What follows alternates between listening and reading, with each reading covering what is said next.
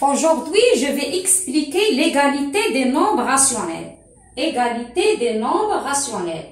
تساوي الأعداد الجذرية. إذا خلال هذه الحصة غادي نشوفوا كيفاش يمكن لينا نعرفوا واحد جوج الأعداد واش متساويين ولا لا. إذا من قبل كنا كنديروا واحد الطريقة، مثلا إلا عطاوكم 5 sur 2 10 sur 4، هاد جوج الأعداد طلبوا منكم تشوفوهم واش متساويين ولا لا.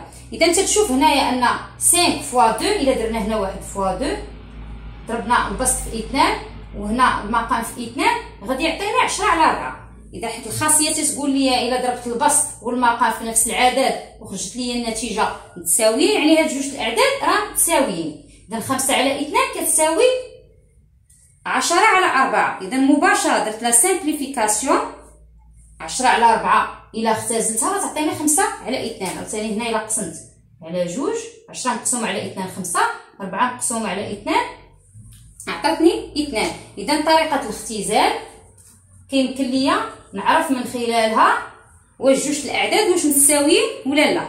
هذه تتنفعنا ملي تيكونوا الأعداد شوية صغار، لكن ملي تطرح لينا واحد جوج الأعداد اللي كبار أنه باش تختزل دير لا سامبليفيكاسيون تتجي غتاخد وقت طويل. اذا تطبقوا واحد الخاصيه اللي غادي نشوفوها اليوم باش غنعرف واحد جوج الاعداد واش متساويين ولا لا.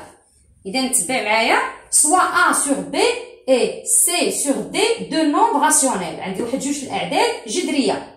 الخاصيه اللي عندنا تتقول ان a sur b égale c sur d signifie a fois d égale c fois b.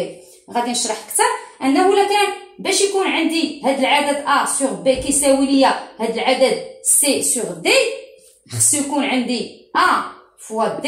الا شديت درت الجداء ديال a في d، a fois d وساوى ليا c fois b، دير الجداء ديال هذا في الجداء ديال هاد الطرف الاخر c fois b، a fois d في c fois b كانوا ليا متساويين هاد جوج طرفين. اذا راه هاد جوج الاعداد راه متساويين، والعكس صحيح. الا كان عندي هاد الجداء تيساوي ليا هاد الجداء، راه a على b كيساوي ليا c على d. غادي نفهموا اكثر في واحد جوج تمارين، حيت هاد الخاصيات تنوظفوهم ملي تيطرح لينا السؤال واش جوج الاعداد واش متساويين ولا لا. تيطرحوا لك السؤال مثلا شوف لي هاد العدد والعدد الاخر واش متساويين ولا لا، هي اللي غادي نشوفوها في التمرين الاول. ثم تنطبقوا عاوتاني هاد الخاصيه في حل المعادلات. غادي نعطيكم تمرين ثاني هو اللي غادي نشوفوا فيه كيفاش نوجدوا ونحلوا واحد المعادله بتطبيق هاد الخاصيه. اذا تبعوا معايا التمرين الاول اللي غادي نشرح فيه مزيان هاد الخاصيه ديال تساوي عددين جذريين. indique si les nombres suivants sont égaux. السؤال هنا جوج الاعداد 4 sur 3 et 12 sur 9، 4 على 3 و 12 على 9. السؤال هنا واش متساويين ولا لا. ايغو يعني واش متساويين ولا لا. باش نعرف واش متساويين ولا لا، a على b كتمثل لي 4 على 3، c على d كتمثل لي 12 على 9. شنو الخاصيه الا بغيت نعرف هاد جوج الاعداد متساويين ولا لا؟ شنو قلت هنا؟ ان خصني ندير a فوا d، يعني 4 في 9 نشوفها واش تتساوي ليا c فوا b، نشوفها واش تتساوي ليا 12 في 3. دونك هنا غادي نشوف هنا 4 في 9 شحال كتساوي ليا؟ 4 فوا 9 صافي 36، تعطيني 36. اذا 4 في 9 لقيتها تتساوي ليا 36. a فوا d ايكال 36. غنشوف دابا 12 في 3، درت 4 في 9 خرجت ليا 36. 12 في 3 غنشوف شحال غتعطيني. 12 في 3. اذا الا حسبت 12 في 3 غتعطيني 36. اذا اش يبان ليا هنا؟ ان الجداء a فوا d يعني 4 في 9 تساوي ليا 12 في 3. هذا الجداء تساوي ليا هذا الجداء بجوج، خرج عندي هنا النتيجه 36. اذا اش غادي نقول؟ الوغ 4 sur 3 égale 12 sur 9. إذا 4 على 3 تساوي 12 على 9. إذا كما كيبان لكم هنايا طبقت هذه الخاصية، هذا هو أ على ب، هذا العدد الآخر هو سي على دي، طبقت قاعدة أ فوا دي يعني 4 في 9، شفتها واش تتساوي ليا سي فوا بي، يعني واش كتساوي ليا 3 في 12، لقيتهم متساويين. إذا راه العددان متساويان. غادي نشوف هنا واحد المثال ثاني باش تفهموا اكثر. اذا دائما باش نشوف واحد جوج الاعداد واش متساويين ولا لا، تنحاول نشوف الجداء ديال ا فوا دي واش تيساوي ليا بي فوا سي. المثال الثاني غادي نشوف واحد جوج الاعداد موان 5 sur 4 et 15 sur moins 10.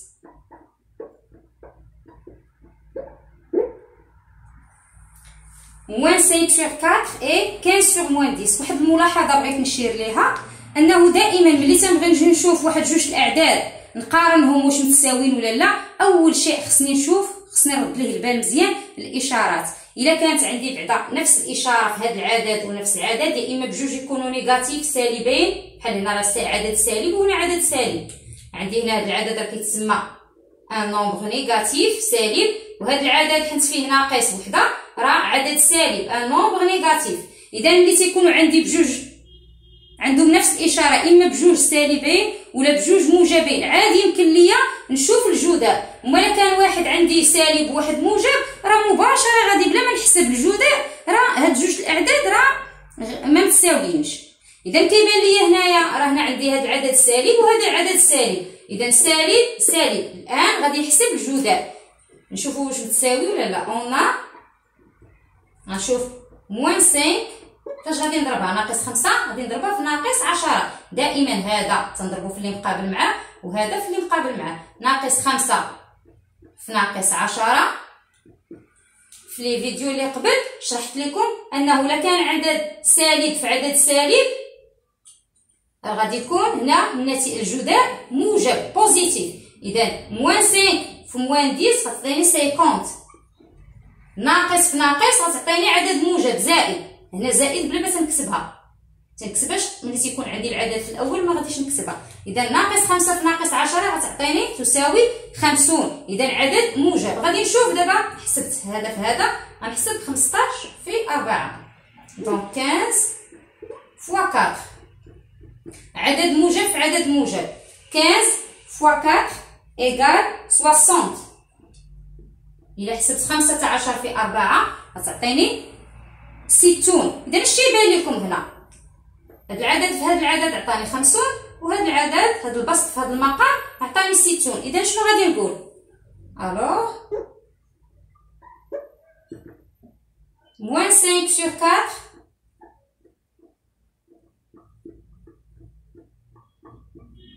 إذا هاد جوج الأعداد ما متساويش. ناقص 5 على 4 تخالف 15 على ناقص 10. إذا ملي حسبنا الجداء لقيناهم ما متساويش، إذا الأعداد اللي غادي نقارنو في الأول راه ما متساويين. غنشوفو واحد المثال آخر.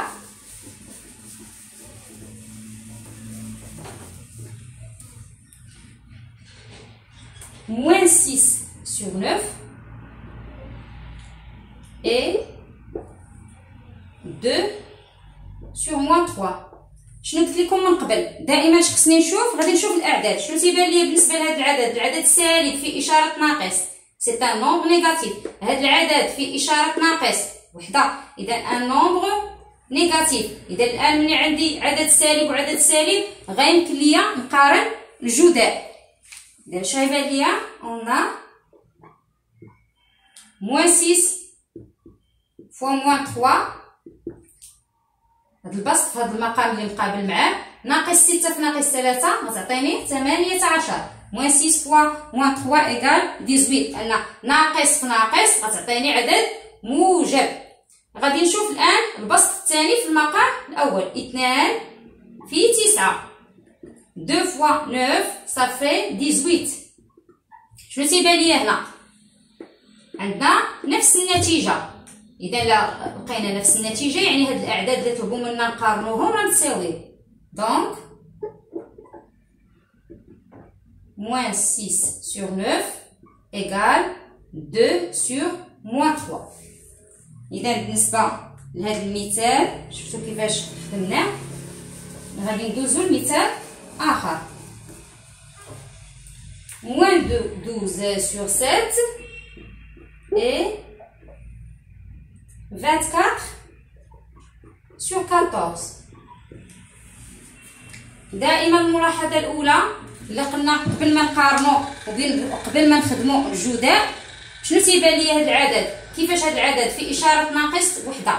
اذا هذا العدد سالب، سي ان نومبر نيجاتيف. وهذا العدد الا شفتو عدد موجب، سي ان نومبر بوزيتيف. عدد سالب واش يمكن ليه يساوي عدد موجب؟ ما يمكنش. اذا بلا ما نضيع الوقت ونحسب الجداء مباشره عندنا هذا سي ان نومبر سي ان نومبر نيجاتيف. دونك غادي نكتب moins 12 sur 7 est un nombre négatif. 24 sur 14 est un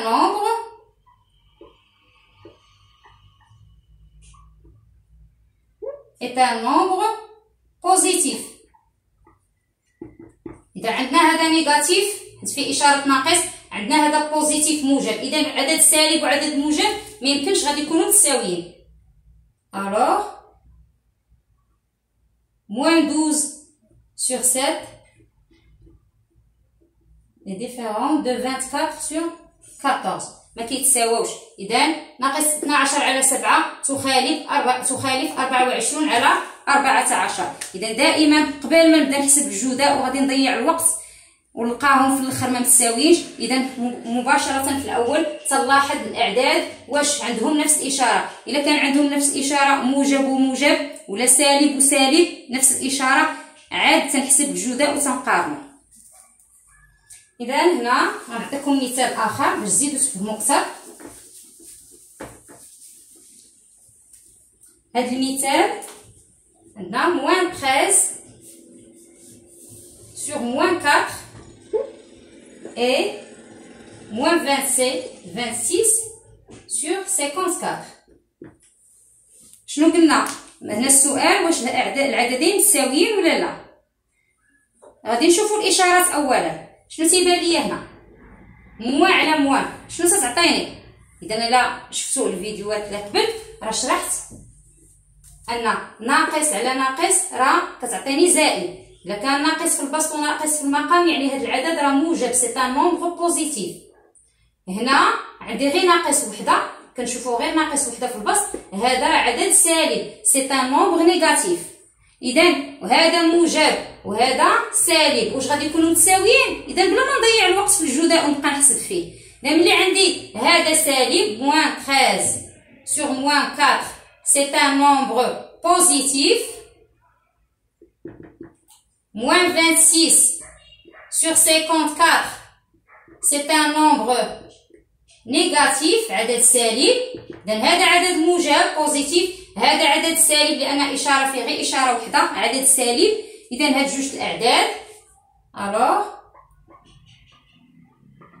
moins 13 sur moins 4 différent de moins 26 sur 54. إذا ناقص 13 على ناقص 4 تخالف لا تساوي ناقص 26 على 54. إذا كما شرحت من قبل دائما حاولوا شوفوا الإشارات ديال الأعداد قبل ما تخدموا الجداء. كانوا عندي نفس الإشارات تنخدم الجداء ديال أ في دي ونشوفوا واش كيساوي سي في بي. كان ما عندي الإشارات مختلفين، إذا مباشرة تنقول بان هذوك الاعداد الا كانوا مختلفين راه ما متساويينش.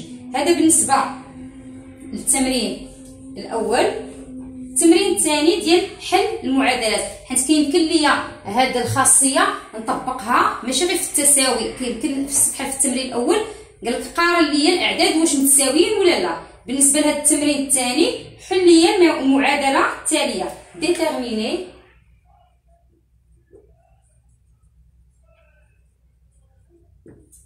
x sachant que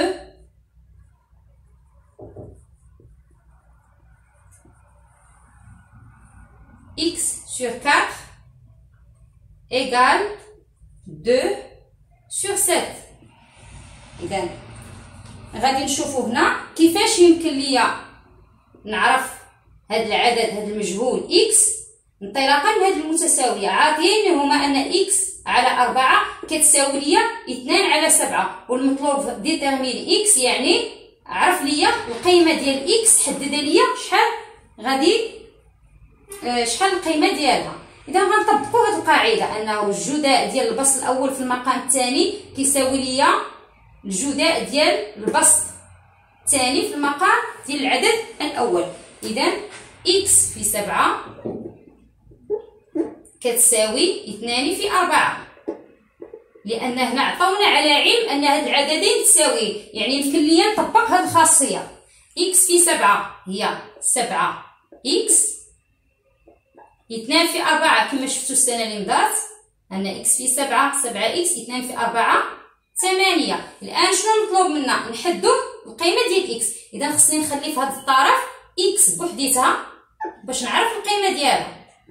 إذا هنا عندي 8، ولكن هنا 7 إلا بغيت نحيدها من هاد الطرف ملي غادي ترجع ليا في الجهة الأخرى غادي نديرها في المقام المقلوب، حيت بلا ما نضرب هنا في 1 على 7 وهنا في 1 على 7 باش غتمشي ليا 7 مع 7. إذا مباشرة باش تجيكم الطريقة شوية سهلة والوقت تربحوه باش نخلي x بوحديتها. إلا كان عندي هنا x فوا هاد العدد باش نرجعو للطرف الآخر تيولي عندي هنا لتحت في المقام. إذا x القيمة ديالها هي 8 على 7. إذا هنا كما شفتوا تعرفنا على القيمة وحلينا الحل ديال هاد المعادلة، القيمة ديال العدد x انطلاقا من تطبيق هاد الخاصيه. كما ملي بدات الحصه ديال اليوم قلت لكم بانه كيمكن ليا كنوظف هاد الخاصيه ملي تيطرح عليا السؤال ديال تساوي عددين واش متساويين ولا لا. وكما هنا كما شفتوا كيمكن ليا نحل المعادله، يعني نعرف قيمه واحد العدد اللي تيكون عندي مجهول ما معروفاش القيمه ديالو. السؤال الثاني في حل المعادلات.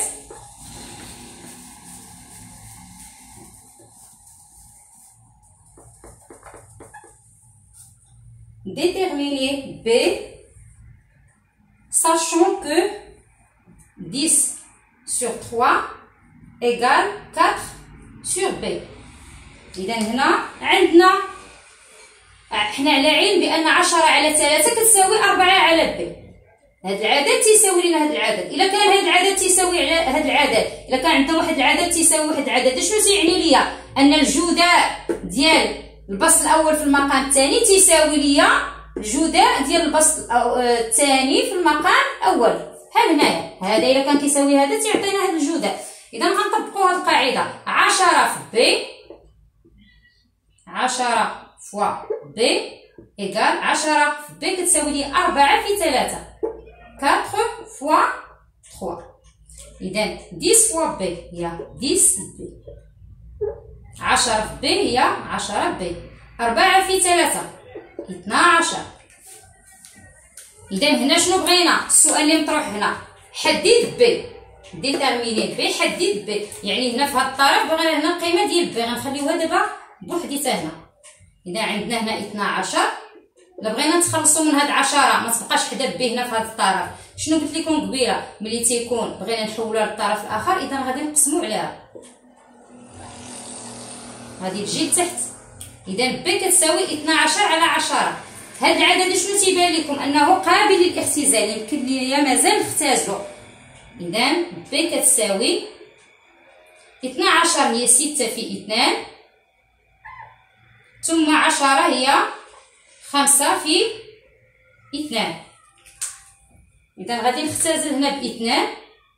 شنو غيبقى ليا؟ القيمة ديال ب هي 6 على 5. إذا لقيت أن ب كتساوي ليا 6 على 5.